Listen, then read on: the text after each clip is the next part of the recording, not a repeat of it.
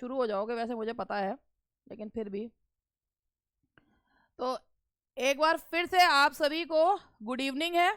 और आप लोगों के लिए मेरे जितने भी स्टूडेंट्स थे, सबसे बड़ी बात, मेरे जितने भी स्टूडेंट्स थे जो मेरे साथ 2022 से जुड़े हुए हैं, और उसके उन स्टूडेंट्स को, और बीच में जिनका अपना हमारे से मतलब उनके पास सब कुछ था मगर पढ़ाई का मोटिवेशन नहीं आ रहा था, वो स्टूडेंट्स जो हैं उनको एक बार फिर से उनका स्वागत है। और आप पढ़ लो, नहीं तो तुम्हारा स्वागत मैं कितने अच्छे से करूंगी तुमको भी पता है, बहुत अच्छे से है या नहीं है, तुमको बहुत अच्छे से पता है कि हम जो हैं स्वागत ही करोगे हमारा। तो चलिए, अब आप लोगों के लिए मैं क्वेश्चंस जो है लेकर आई हूँ। और जो मेरे कुछ स्टूडेंट्स तो मुझसे रोज मिल रहे थे, ये जो हमारे नेहा है, नेहा त्यागी, नेहा है, पूजा राघव, इला और पायल राघव, मोनिका, ये सब तो रोज ही आ रहे थे, मीरा, सच्चिदानंद, ये सब, चंचल, ये सब तो रोज ही आ रहे थे। मगर अब इसमें कुछ लोग जो हैं, कुछ लोग नहीं, बहुत सारे लोग दोबारा से आए हैं, बहुत अच्छा लग रहा है। अब देखिए क्वेश्चंस जो है अब आप लोगों के हम लोग स्टार्ट करेंगे। अब रुक जाओ, 2 मिनट रुको। हाँ प्रतिभा, ये जो रोज मिल रहे, अब चुप हो जाओ। अब तुम्हें करना क्या है कि मैं तुम्हें ये क्वेश्चंस पूछूंगी, तुम क्वेश्चंस का जवाब दोगे।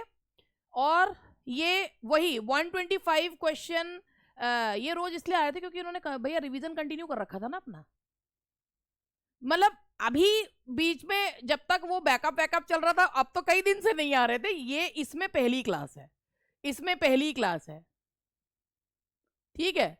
और वैसे उनका अब आप लोगों को ये आपके क्वेश्चंस रहे 125 क्वेश्चन का क्वेश्चन पेपर जो है वो आप लोगों का रहेगा। आज 60 क्वेश्चंस मैंने लिए हैं, 65 क्वेश्चंस हम नेक्स्ट सेशन में लेंगे। और अब जो है शुरू करते हैं पहला क्वेश्चन, आइए शुरू करते हैं और लीजिए पहला क्वेश्चन और क्वेश्चन का जवाब दीजिए। Yes, O wild west wind is an example of, बिल्कुल सही, that is an example of apostrophe. क्यों, किस वाइल्ड वेस्ट विंड को क्या करा जा रहा है, संबोधित किया जा रहा है, बिल्कुल सही। क्वेश्चन नंबर 1 का आंसर है D. Question number 2, nor cast one longing lingering look behind the repetition of the sounds is called. भाई देखो इसमें साउंड जो रिपीट हो रहा है वो कौन सा साउंड रिपीट हो रहा है, कौन सा साउंड रिपीट हो रहा है, एल, बिल्कुल सही, लॉन्गिंग लिंगरिंग। तो इसमें आंसर आया आपका दैट इज एलिट्रेशन, बिल्कुल सही। इसका कौन सा जो क्वेश्चन था वो 2021 में पूछा गया था, कौन सा क्वेश्चन 2021 में पूछा गया था, अलोन अलोन ऑल अलोन, बिल्कुल सही। एन ऑक्सीमोरॉन इज, क्वेश्चन का पढ़ लेना, an oxymoron is pairs contradictory words in order to express new or complex meanings, is an intentional exaggeration, makes a comparison, describes non-human, बिल्कुल सही है। Oxymoron का एक एग्जांपल दो बच्चों। यस मेरे प्यारे बच्चों, ऑक्सीमोरॉन का एग्जांपल दो, pairs contradictory words in order to express new or complex, हाँ जी, open secret, that is an example of oxymoron, ठीक है। ओपन सीक्रेट, स्वीट, एक वो क्या था, काइंड क्रूएल्टी, काइंड क्रूएल्टी था ना, आई मस्ट बी, है ना, I must be kind enough to be cruel, cruel enough to be kind.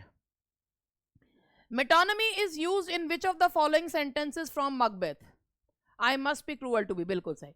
Metonymy is used in which of the following sentences from Macbeth. एक minute रुक जाओ जरा, मैं इसको ठीक से ऊपर को लगा दूं।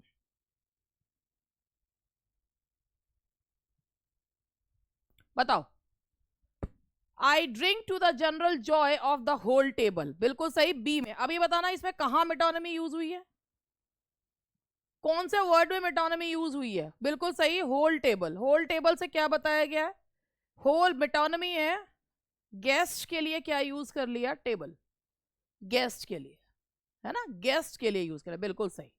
Okay very good.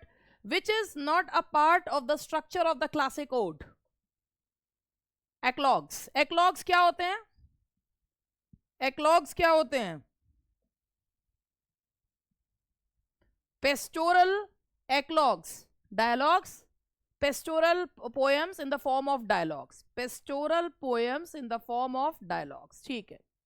Now the next question is Homer's Iliad is an example of which literary form? That is epic. Epic. अच्छा, ये जो एपिक है, एपिक के कितने जो है टाइप होते हैं? एपिक कौन कौन से होते हैं? हाँ बिल्कुल सही, 2 होते हैं. कौन कौन से? एक होता है ट्रेडिशनल एपिक और एक होता है literary epic. Iliad is the example of traditional और लिटरेरी एपिक. इलियड किस चीज का एग्जांपल है? ट्रेडिशनल और लिटरेरी? बिल्कुल सही, दैट्स ट्रेडिशनल. लिटरेरी एपिक का एग्जांपल दो. Give me an example of literary epic. Paradise lost secondary epic है, सेकेंडरी एपिक कहते हैं. और पैराडाइज लॉस्ट किससे प्रभावित होकर लिखा था?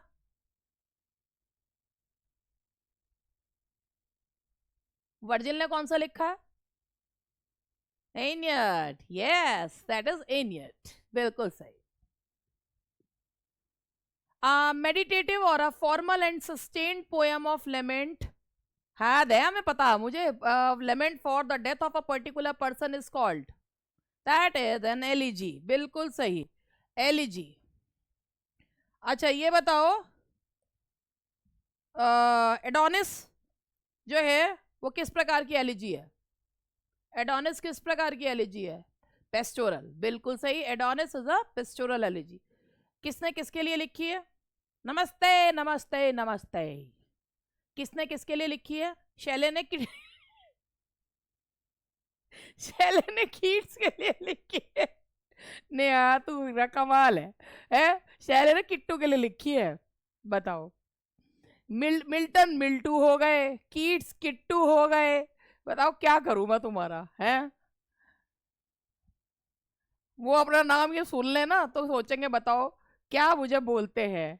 हेमलेट हेमू हो गए, शेक्सपियर शेकू हो गए, है नहीं, सबके शॉर्ट फॉर्म हो गए. The device by means of which the truth is veiled in the form of a sarcasm by implying the opposite to what is really stated is called. जब बिल्कुल सही, आयरनी. चलो एक आयरनी का example दो. Irony का example दो भाई.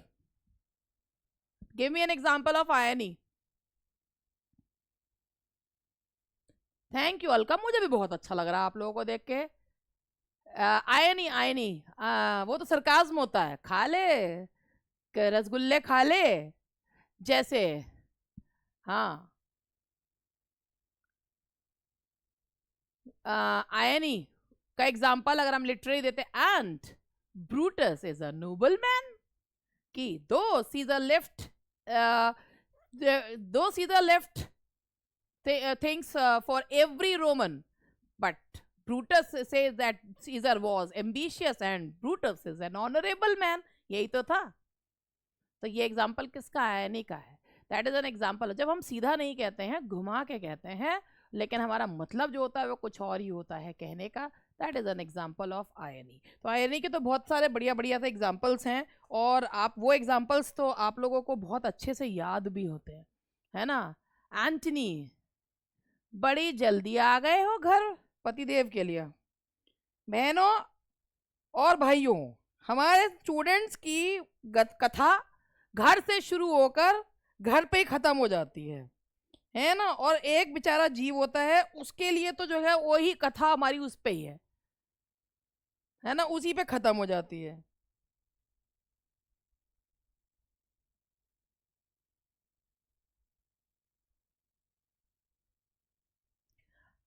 एक लिटरेरी एग्जांपल और देती हूँ.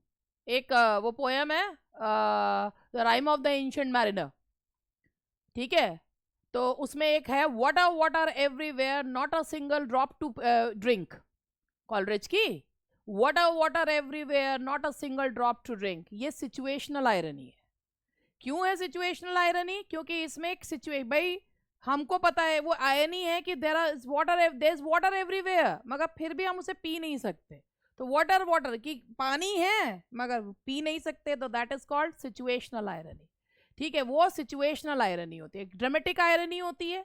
ड्रामेटिक आयरनी में क्या होता है कि ड्रामेटिक आयरनी है कि भाई जैसे वो मकबेथ जो है में डंकन कहता है कि किसी के चेहरे पे आजकल नहीं लिखा होता कि क्या होने वाला है, और वो पता जनता को पता तू ही मरने वाला, भैया मर्डर होने वाला तुम्हारा, तुम यहाँ बैठ के खाना खाते हुए बोल रहे हो कि क्या होने वाला है, क्या होने वाला है, थोड़ी देर में तुम्हारा ही मर्डर होने वाला। अगर आजकल किसी के चेहरे पे नहीं लिखा होता, आजकल किसी के, तो ये क्या है, दैट्स ड्रामेटिक आयरनी।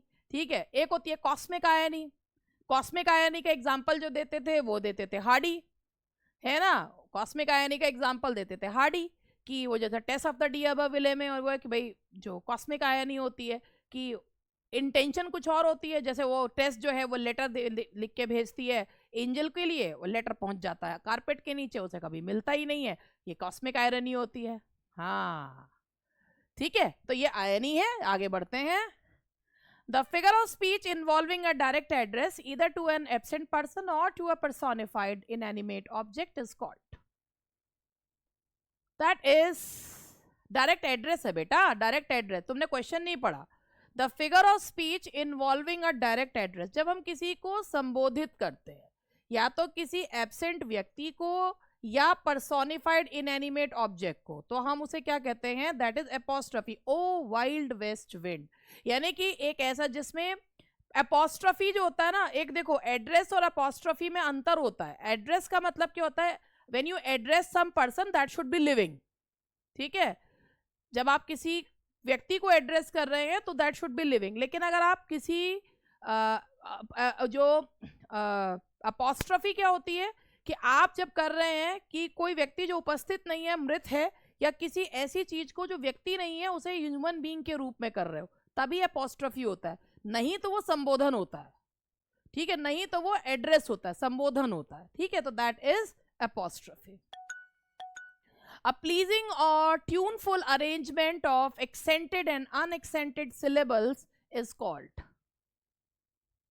जब आवाज का उठना गिरना तो उसे क्या कहते हैं, that's rhythm, that's rhythm. Rhyme क्या होती है,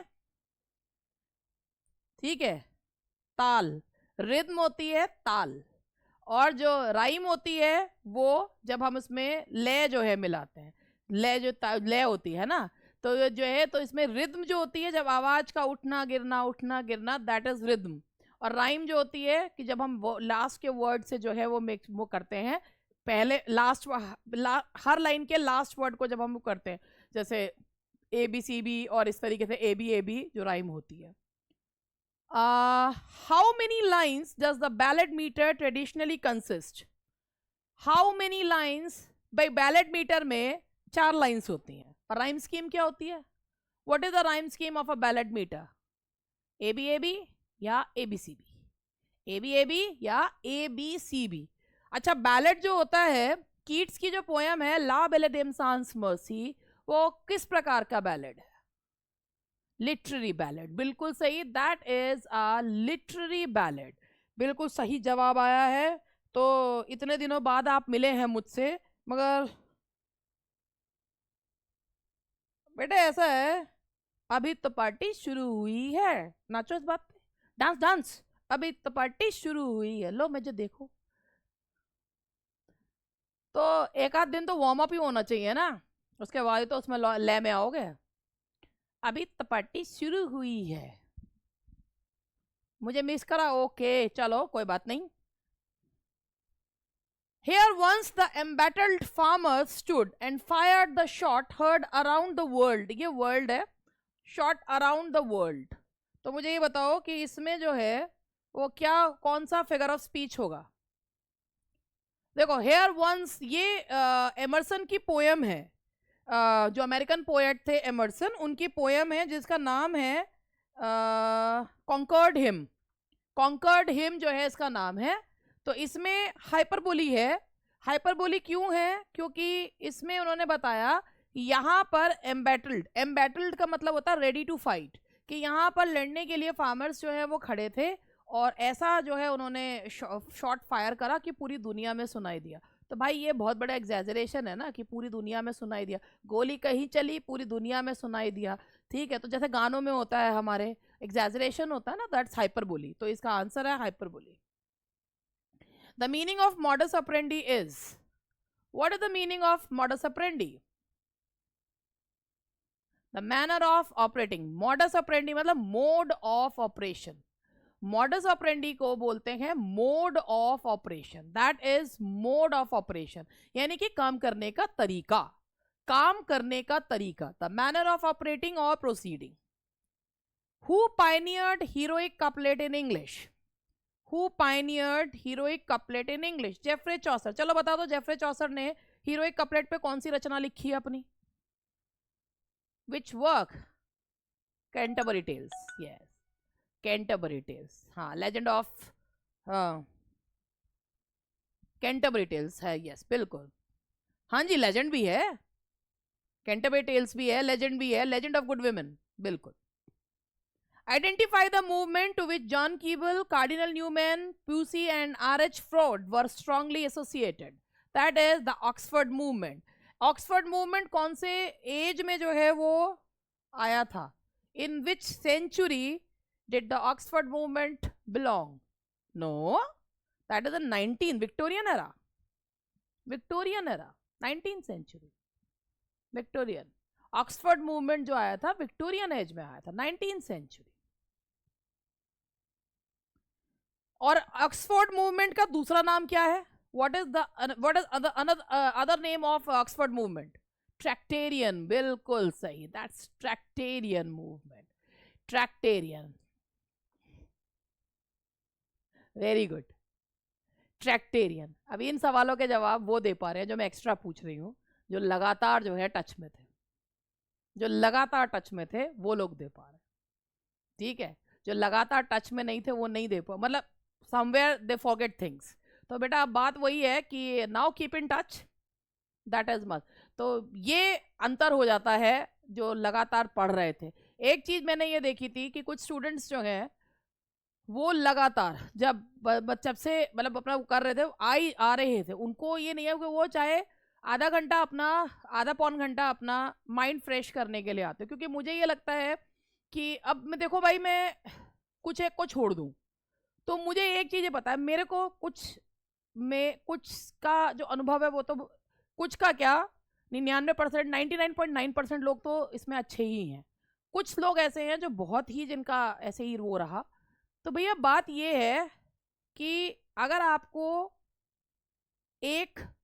जो आपको जॉब लेनी है, अपना स्थान जो है वो सिक्योर करना है, तो आप लोगों को रेगुलरिटी जो है, एक जो ना नियमितता बहुत जरूरी है। क्योंकि होता क्या है कि अगर आप किसी चीज़ में रेगुलर नहीं होते हैं ना, तो वो चीज़ क्या होती है, वो आपके हाथ से, आपको उसमें कॉन्फिडेंस कम हो जाता है। कॉन्फिडेंस कम होने का क्या है, आपको लगता है अरे इसका आंसर ये भी, बहुत सिंपल क्वेश्चंस आते हैं मगर आप सोचते हैं इतना सिंपल नहीं हो सकता, इसका आंसर ये भी हो सकता है, तब आप दिमाग ज़्यादा लगाते हैं। और जो लोग रेगुलरली उस चीज़ को प्रैक्टिस करते रहते हैं ना, वो बहुत उसमें सक्सेसफुल होते हैं। वही चीज़ आप लोगों को अपने अंदर जो है वो रखनी है, और वही मतलब मैं आप लोगों से ये एक्सपेक्ट करती हूँ कि now those who are in this batch, वो मैं उनसे यही एक उम्मीद करती हूँ कि वो लोग जो हैं अपने आप को अब अपना कांटेक्ट अपने पढ़ाई से तोड़ेंगे नहीं, है ना, कि वो जो है उसको छोड़ेंगे नहीं, जब तक जो है तोड़ेंगे नहीं तब तक छोड़ेंगे नहीं, वो वाला काम आपको करना है। और एक चीज़ है ना कि जब आपका कोई एक चीज़ होती है जिसको आपको बहुत अच्छा करना होता है, and that's what you have to do, कि मतलब आप खुद सोचो कि मेरा मानना ये है, मैं किसी की कभी ये नहीं कहती कि मेरी वजह से जो है लोग सिलेक्ट हुए हैं, मैं ये नहीं बोला, आपने कभी शब्द नहीं सुने होंगे कि मेरी वजह से हुए हैं। मैं हमेशा ये बोलती हूँ कि भैया मेरे स्टूडेंट्स हैं, मेरे यहाँ पर पढ़े हैं, मैंने नहीं, क्योंकि अगर मैं तो सबको एक सा पढ़ाती हूँ, है या नहीं बात, मैं तो सबको एक सा पढ़ाती हूँ, तो फिर ऐसा क्यों होता है कि कुछ लोग सिलेक्ट हो जाते हैं और कुछ लोग रह जाते हैं? उसका रीज़न ये होता है, लोग अपनी कमी नहीं देखते। जब हम सबको एक सा पढ़ा रहे हैं तो क्यों ऐसा होता है कि जिसने 20 दिन पहले बैच ज्वाइन करा उसने निकाल लिया, और जो 1 साल से पढ़ रहा था उसने नहीं निकाला? ऐसा क्यों होता है बताओ, क्या रीज़न है इसका? इसका रीज़न ये होता है कि लोग अपनी कमी नहीं देखते, टीचर के ऊपर ठीकरा फोड़ देते हैं। क्योंकि सबसे आसान काम क्या होता है कि अपनी गलती दूसरे पे छोड़ दो। देखो मैं एक सिंपल सी चीज़ आप लोगों को बोलती हूँ कि अगर मेरे पे तुम ठीकरा फोड़ने से तुमको नौकरी मिलती हो तो सब फोड़ दो। मुझ पे एक बात बताओ ना, अगर मेरे पे ठीकरा फोड़ने से कि भाई इन्होंने ठीक से नहीं पढ़ाया, मेरे पे ठीकरा फोड़ने से अगर लोगों को नौकरी मिल जाए तो फोड़ दो, ना मेरा कुछ बिगड़ रहा ना तुम्हारा कुछ, तुम्हारा को फायदा हो जाएगा। लेकिन ऐसा होता नहीं है ना, जब इंसान अपनी कमी ना देख के दूसरों की कमी देखता है ना, तो वो अपने आप को कभी सुधारता ही नहीं, वो कभी अपने आप को नहीं सुधारता वो इंसान। और वो चीज आप लोगों को करनी है कि आपको अपन इस समय जब तक तुम्हारा टारगेट अचीव नहीं हो जाता, जो अगर कोई मुझसे कहे ना कि तुम्हारी वजह से ना नौकरी लगेगी ना तुम्हारी वजह से मिलेगी, मैं नहीं कह रही मेरी वजह से, एक तो वो सर्वशक्तिमान बैठा है, वो तुम्हें नौकरी देने वाला है, वो तुम्हारे को चीजों को तुम्हारा सही रास्ता दिखाने वाला है। एक मैं बैठी हूँ, मैं यहाँ पे मैं तुम्हें नौकरी देने के लिए नहीं, मैं तुम्हें सही रास्ता दिखाने के लिए बैठी हूँ कि भाई इस रास्ते पे चलो, ये रास्ता पकड़ो और ये रास्ता छोड़ दो। जैसे मैं अगर जो मैं कंसिस्टेंसी के लिए कह रही हूँ, तो कंसिस्टेंसी अगर तुम मेंटेन करते हो तो उसमें मेरा फायदा नहीं है, तुम्हारा फायदा है। मेरा फायदा नहीं है, तुम्हारा फायदा है कि हाँ कंसिस्टेंसी से we will be able to answer those questions, maybe those questions will not be answered by anyone else, है ना। तो वो चीज आप लोगों को करनी है and that you can do, जो मैं आप लोगों से एक्सपेक्ट करती हूँ। क्योंकि होता यही है कि व्हेन पीपल गेट सिलेक्टेड तो वो क्या बोलते हैं, हमारी मेहनत थी, कोई किसी को सेलेक्ट नहीं करा सकता, हमारी मेहनत थी, हमने मेहनत करी इसलिए हम सिलेक्ट हो गए। नहीं होते तो क्या बोलते हैं, स्वाति शर्मा ने पढ़ाया ही क्या था, इनने तो ये नहीं कराया वो नहीं कराया, ऐसा कुछ खुद को आता जाता है जो दूसरों को पढ़ाएगी। तो मैं कह रही हूँ कि जब जो सिलेक्ट हुए वो कैसे हो गए और तुम रह गए, तो मेरी गलती है, हो गए तो तुम्हारी मेहनत, नहीं हुए तो मेरी गलती। तो ये चीज मैं फिर वही चीज कह रही हूँ, ठीकरा फोड़ने से अगर नौकरी मिल जाती हो तो फिर तो फोड़ दो। मतलब मैं अपने स्टूडेंट्स के लिए ये सोचती हूँ कि मैं अब ये चीज एक सोच ली है। जैसे अभी ध्रुवी ने मुझे उस दिन एक मैसेज करा, इसने एक क्वेश्चन मेरे से पूछा कि, तो मैंने कहा हाँ, इसने किसी बुक का क्वेश्चन मेरे पास भेजा, तो मैंने कहा हाँ ये क्वेश्चन जो है ये गलत है, इसमें आंसर जो दिया हुआ है नो एरर नहीं है, इसमें तुमने जो निकाला वो सही है। तो इसने मुझे लिख के भेजा कि मैम आपने हमें बुक की गलती भी पकड़नी सिखा दी। और पता नहीं ये तो कितने स्टूडेंट्स मेरे कर रहे हैं कि बुक में जो गलती होती है, इवन मेरी जो बुक में गलती है वो भी बता देते हैं। अगर कहीं पर मैं कोई आंसर को गलत मार्क कर देती हूँ तो वो भी मुझे बता देते हैं, मैडम आपने ये बताया था, इसका आंसर ये होना चाहिए, शायद जो है गलत मार्क हो गया है। तो भाई यहाँ पर मुझे लगता है कि हाँ मेरा पढ़ाना जो है वो सही रहा, मैंने जो आपको चीज़ें बताई वो आपको, कई बार ऐसा होता है मैं भूल जाती हूँ मगर आपको याद रहता है, ठीक है। तो ये जो चीज़ है, अब आप लोग एक रेगुलरिटी बनाए रखिए, कंसिस्टेंसी बनाए रखिए, दैट इज मस्ट। वो अगर वो नहीं बनाए रखेंगे तो फिर बेकार है सब चीज। चलो अब आगे बढ़ते हैं, क्वेश्चन नंबर 16 पे आते हैं। विच of the following doesn't constitute 3 unities a popular component of a drama. कौन सा है, दैट्स यूनिटी ऑफ इवेंट्स। भाई unity of place, time and action. अच्छा, शेक्सपियर के कौन से प्ले में तीनों यूनिटीज को जो है वो फॉलो किया गया है? शेक्सपियर के कौन से प्ले में है? Yes, that's Tempest. टेम्पेस्ट में, हाँ। और टेम्पेस्ट को शेक्सपियर का जो लास्ट प्ले है टेम्पेस्ट किस में आता है? टेम्पेस्ट जो है शेक्सपियर के, मतलब जो हम, हाँ बिल्कुल, रोमांस, कॉमेडी ऑफ एरर्स, बिल्कुल इसमें आता है। कॉमेडी ऑफ एरर्स में भी यूनिटी को मेंटेन करा गया है। टेम्पेस्ट जो आता है वो शेक्सपियर के रोमांसेस। रोमांसेस का दूसरा नाम क्या है? रोमांसेस को और क्या कहते हैं? ट्रेजी comedy. Yes, that is ट्रेजी comedy. ये उनका स्वान सॉन्ग भी है क्योंकि ये उनका आखिरी जो है वो प्ले था। तो जो है, अच्छा टेम्पेस्ट जो है वो जनरल पब्लिक के लिए तो लिखा ही नहीं गया था, है ना। टेम्पेस्ट जो है, नमस्ते हिमानी, प्रणाम, खुश रहे, ठीक है जी। चलो आगे बढ़ते हैं। Now 117 which of the following spelling rule is incorrect. चलो इसको छोड़ते हैं, इसको बाद में लेंगे। क्वेश्चन नंबर 18 ले लो, इसको मुझे समझाना पड़ेगा ना। Synonym of animosity. Animosity, ANIMOSITY, animosity, that is strong feeling of hatred, किससे बहुत ज्यादा नफरत करना, दैट्स एनिमोसिटी। भर भर के जिससे जो है ना घृणा है, इतनी घृणा है जिसको देख के ना ये ऐसा क्यों है, ये मेरे सामने क्यों आ गई, ये इंसान ये क्यों आ गया, ऐसा जो फीलिंग आती है ना उसको कहते हैं। मुझे पता है जैसे ही मैंने ये बोला एक चेहरा तुम्हारे सामने बन गया, ठीक है, एक चेहरा बन गया बदतमीजो, लेकिन यहाँ लिखने की कोई जरूरत नहीं है कि वो चेहरा कौन सा है, मुझे सब पता तुम्हारे बारे में, है ना। Synonym of utilitarianism. Synonym of utilitarianism, doctrine of treating all human beings equal, belief that endorses greater happiness of the greater number of people, act of using everything for one's own benefit. हाँ जी, utilitarianism. सबका इसका जवाब जो है वो सी दे रहे हैं, मगर इसका आंसर सी नहीं है। तो मैं आपको बता देती हूँ कि इसका आंसर जो है वो क्या है। पहली बात तो इसका आंसर जो है वो बी है। बी है इसका आंसर। ठीक है, अब मैं इसको क्या है, और मैं आपको इसमें बताऊं कि जेरेमी बेंथर को माना जाता है द प्रपाउंडर ऑफ यूटिलिटेरियनिज्म। हाँ, उपयोगितावादी है Jeremy Bentham, Jeremy Bentham is called the propounder of utilitarianism.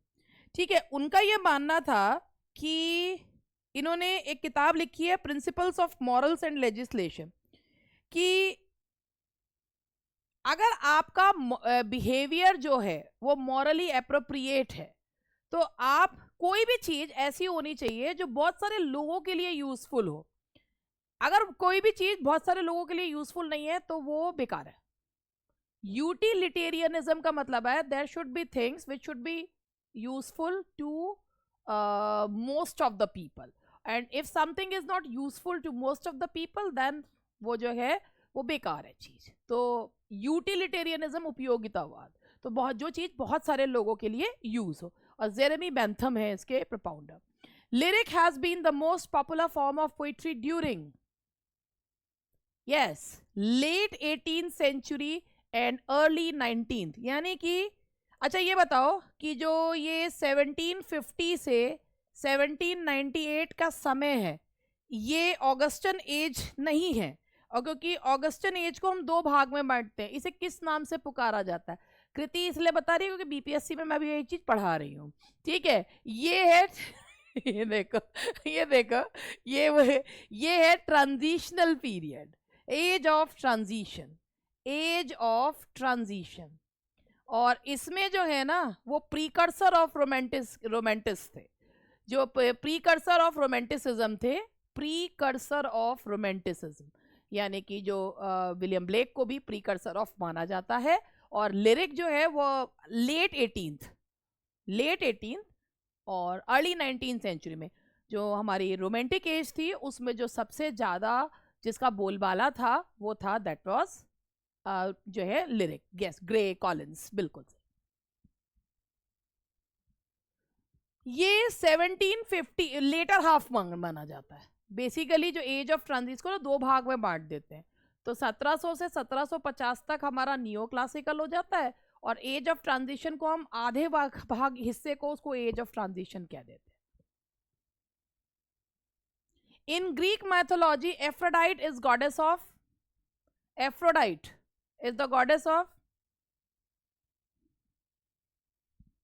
Love. Aphrodite का दूसरा नाम क्या है? What is another name of Aphrodite? जल्दी जल्दी बताओ। क्यूपिड है? कब से भूल गए?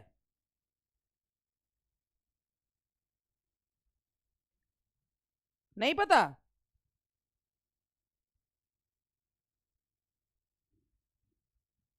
भैया वीनस का नाम ना सुन रखा तुमने?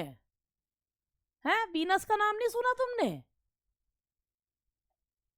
वीनस ग्रीक मैथोलॉजी में एफ्रोडाइट जो है भाई, ग्रीक में एफ्रोडाइट बोलते हैं और रोमन लैटिन में उसको वीनस बोलते हैं। गॉडेस ऑफ लव कौन सी है? वीनस। और तो इन्होंने गॉडेस ऑफ लव क्यूपिड का जेंडर ही बदल दिया मेरे स्टूडेंट्स ने। भाई तुम तो ऐसे हो गए हैं, मतलब क्यूपिड का जेंडर बदल दिया, क्यूपिड को गॉड से गॉडेस बना दिया तुमने। वाह, बहुत बढ़िया, बहुत बढ़िया। क्या करूं मैं तुम्हारा।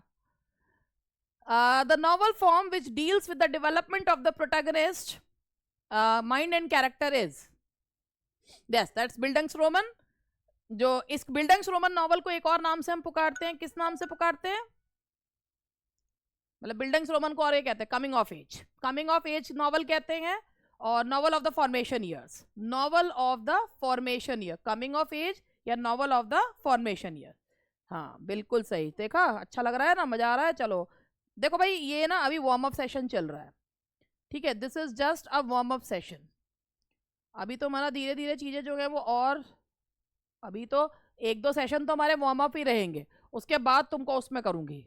The phrase the black death is referred to, बेटे डेली तो क्लास नहीं हो पाएगी, लेकिन अभी देखते हैं। The phrase the black death is referred to the plague of 1348-49। 1348-49 बिल्कुल सही है। ब्लैक डेथ जो होता है वो 1348 से 49 का समय है, और इस समय जो है बहुत सारे लोग जो है वो मारे गए थे। सबसे ज़्यादा जो मरे थे वो जो धार्मिक फील्ड में थे। Next, father of our country and the great emancipator are examples of. Father of our country and the great emancipator are examples of। Analogy, epithet, allegory, foil। देखो भैया, epithet का मतलब होता है adjectives। तो जैसे हम बोलते हैं father of nation, father of Shakespeare, the bard of Avon, तो ये Shakespeare the bard of Avon बोलते हैं। तो वो सब चीज क्या होती है? Epithets, adjectives. Next, let's go to bed now. इसमें कौन सी फिगर ऑफ स्पीच है?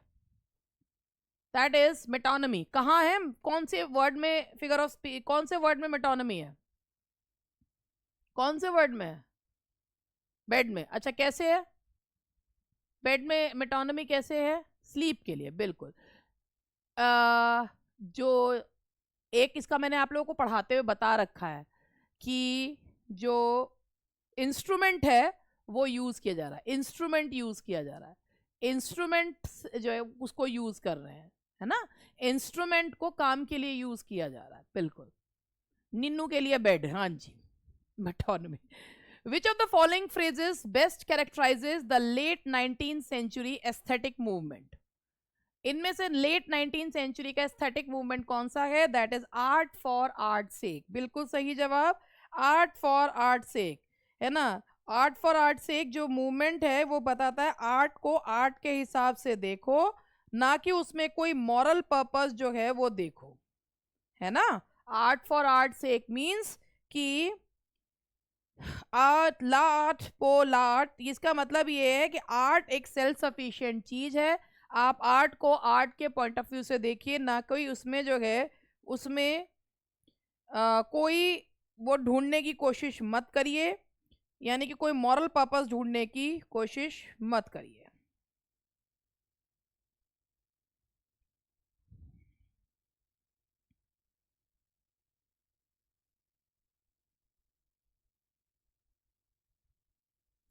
अच्छा, ऑस्कर वाइल्ड का कौन सा वर्क है? ऑस्कर डीजी रोजेटी जो है, हाँ, लेकिन वो प्री रैफेलाइट ब्रदरहुड से ज्यादा जाने जाते हैं। डीजी रोजेटी जो है he is associated with pre Raphaelite, इससे जाने जाते हैं Oscar Wilde. Oscar Wilde, Oscar Wilde का कौन सा वर्क है जो आर्ट फॉर आर्ट सेक के लिए? The picture of Dorian Gray, the picture of Dorian Gray. और वॉल्टर पीटर, ऑस्कर वाइल्ड, ये लोग जो हैं वो इसी से ही जुड़े हुए हैं।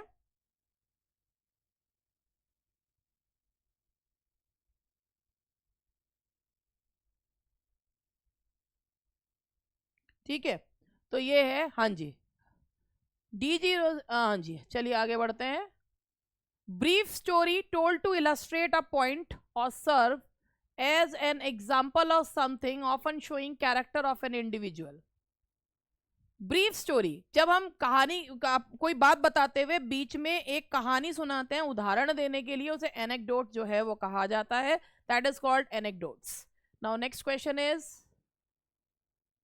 in literature point of view refers to, in literature point of view refers to who the main character is, when and where the story takes place, who is telling the story, and the obstacle। नहीं, आप point of view ऐसे समझो।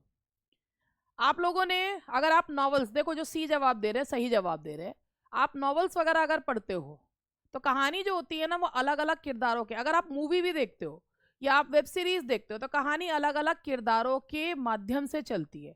कौन कहानी सुना रहा है? अभी आपने कोई, जैसे आपको कोई बात सुना रहा है, कोई घटना घटी, तो वो अपने अपने नजरिए से बताएगा ना, अपने पॉइंट ऑफ व्यू से बताएगा। वही घटना कोई और बताएगा तो अपने पॉइंट ऑफ व्यू से बताएगा।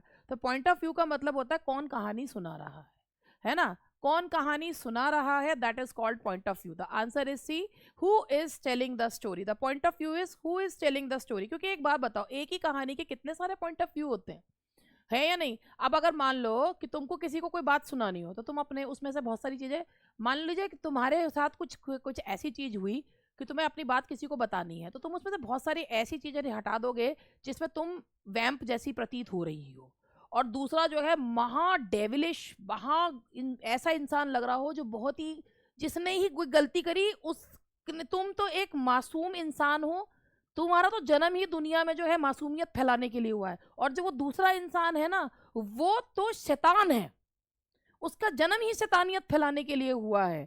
तो ये जो है ना, यहाँ पर ये जो चीज है, ये आपका पॉइंट ऑफ व्यू है। अब जो शैतान इंसान है उसने अपनी बात बताई, वो उसका पॉइंट ऑफ व्यू है। बात क्या होती है, हम ना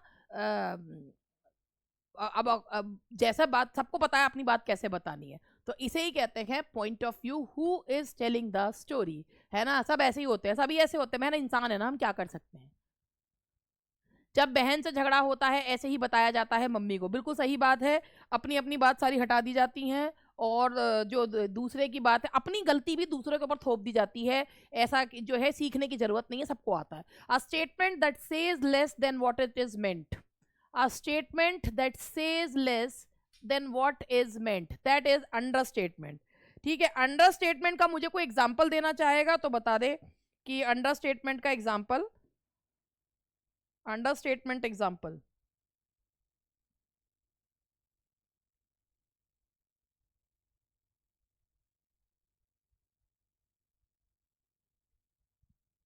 कम करके आंकना है, जैसे कि ऐसा सोचो, हाँ, जैसे एक एग्जांपल है देखो, ऐसा है ना, खूब तेज बाढ़ बाढ़ आई हुई है, और जो है उस पे जो है अपना सामान उठा के, अपनी बकरी बकरी लेके और लोग जा रहे हैं, क्या सी स्थिति होती है? उसमें कोई रिपोर्टर आके पूछे आपको कैसा महसूस हो रहा है, भाई जरा सी बारिश ही तो हुई है, क्या हुआ? जरा सी बारिश ही तो हुई है और कुछ नहीं हुआ है, जरा सी झोपड़ी ही तो टूट गई है, जरा सी जो है सामान ही तो बह गया है, हम जरा जो है 5-6 दिन से ही तो भूखे हैं, तो क्या हुआ? कुछ नहीं हुआ, जरा सी बारिश ही तो हुई है। ये अंडरस्टेटमेंट है ना? किसी की गाड़ी फोड़ दी पूरी तरीके से, कि यार तेरी गाड़ी में ना एक जरा सी खरोच आ गई है, भाई खरोच आ गई, ठीक करा लियो, तो एक जरा सी खरोच आई, गाड़ी फोड़ दी गई है, पूरी फोड़ दी है। वो जो है वो है कि एक जो है एक छोटी मोटी सी जो है, एक छोटी मोटी सी गलती हो गई यार, क्या यार कल मेरी बहुत रात बहुत लड़ाई हुई और एक छोटी मोटी सी गलती हो गई, क्या वो इंसान जो है उसको वो ऊपर पहुंच गया। तो ये जो है ना, ये अंडरस्टेटमेंट है भाई, बहुत बड़ी चीज को बहुत कम करके आंकना, दैट इज कॉल्ड अंडरस्टेटमेंट। ठीक है, हाँ वही, हमारे गरीब खाने में पधारी है ना? जब हमारे गरीब खाने में, एक महल में ले जाके 20 व्यंजन दे के, गरीब हम तो यही रूखा सूखा खाते हैं, है ना? ये अंडरस्टेटमेंट है। 30, an extended speech in which a character alone expresses his thoughts on stage is called, that is soliloquy। बिल्कुल सही, extended speech, that is soliloquy।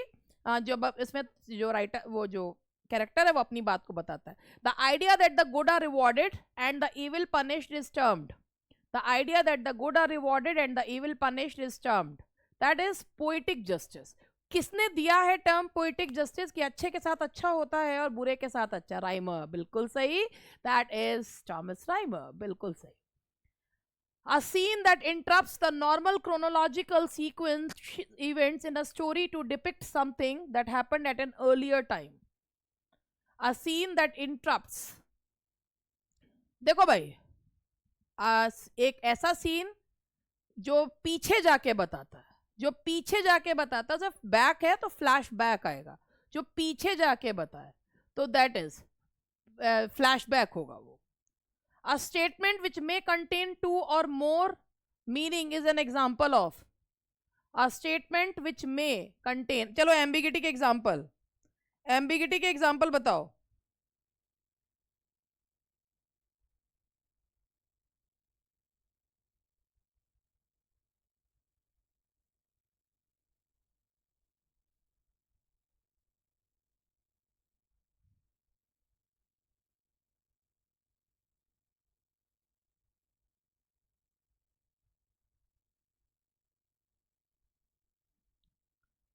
हाँ जी, जैसे विचेस, जो बिल्कुल सही, विचेस, बहुत बढ़िया, वेरी गुड। थ्री विचेस का जो एग्जाम्पल दिया है पायल ने और पूजा ने, दोनों, राघव ने बहुत बढ़िया एग्जाम्पल दिया।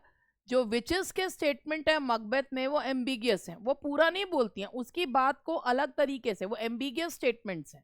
एम्बिगियस स्टेटमेंट्स हैं, वो कहती हैं कि वो मकबेथ को, एक्चुअली मकबेथ को अगर पहले से सारी चीजें पता होती तो मतलब वो ये काम ना करता, है ना, लेकिन वो एम्बिगियस स्टेटमेंट्स थे जिनमें एक से ज्यादा मीनिंग्स जो है वो आ रहे थे, कि जब तक जो है जो वुड्स ऑफ नाम नहीं आ जाएंगे, जब तक ये नहीं हो जाएगा, तो एम्बिगियस स्टेटमेंट का मतलब था विच हैज मल्टीपल मीनिंग्स, उसे एम्बिगियस कहते हैं।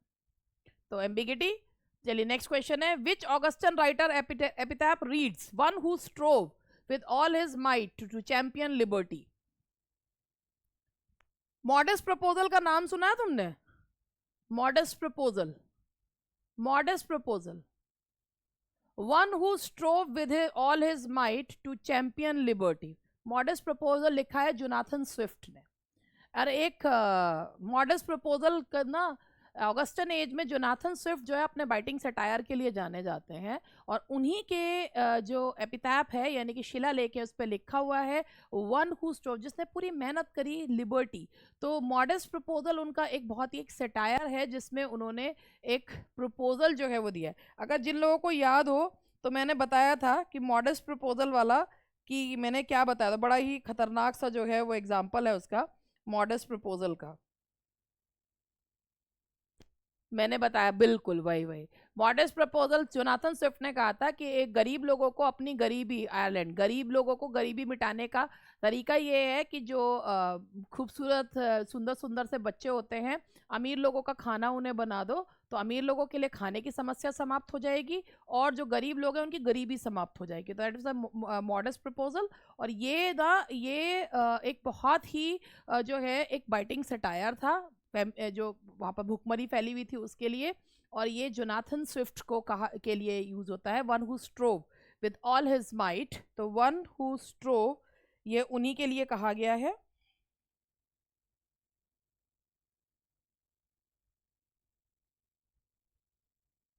जोनाथन स्विफ्ट के लिए ये। चलिए आगे बढ़ते हैं। Pathetic fallacy is the phrase invented by, pathetic fallacy John Ruskin, किसमें यूज करा है जॉन रस्किन ने ये? पैथेटिक फेलेसी किस में यूज करा है, याद करो, जॉन रस्किन ने, रस्कू, ओ भगवान मेरे, modern modern painters, modern painters, है ना, हाँ जी, मॉडर्न पेंटर्स में है। पैथेटिक फेलेसी का मतलब क्या होता है कि जब हम नेचर के ऑब्जेक्ट्स को ह्यूमन बींग्स की तरह देखते हैं तो उनको पैथेटिक फेलेसी कहा जाता है। जॉन रस्किन, नेचर के ऑब्जेक्ट्स को ह्यूमन बींग्स की तरह देखना। Question number 36, bonhomie means, bonhomie means good nature, homely, social, manly. bonhomie, bonhomie,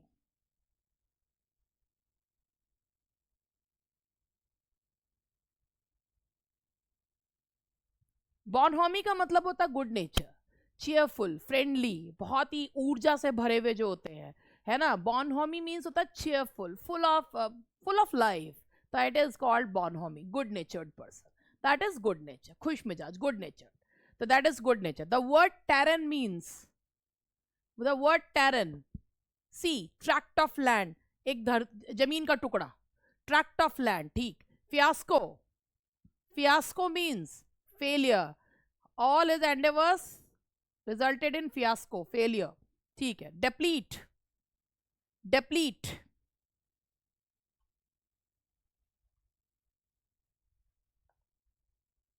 deplete is exhaust, बहुत ज्यादा एग्जॉस्टेड हो जाना, थक जाना, that is exhaust. Smear, smear,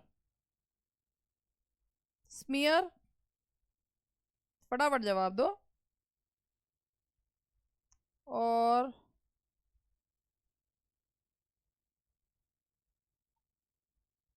देखो, स्मीयर का मतलब होता है कोई चिकनी या कोई चिपचिपी चीज पोतना, उसे स्मीयर कहते हैं, ठीक है। कोई चीज को पोतने को बोलते हैं स्मीयर, तो क्या होगा, मार्क करना, दैट इज मार्क।